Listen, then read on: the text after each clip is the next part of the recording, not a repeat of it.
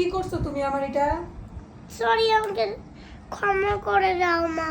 কোনো ক্ষমা নাই। তুমি কেন ভাঙছো এটা বলো আগে, কেন ভাঙলা? সরি মা।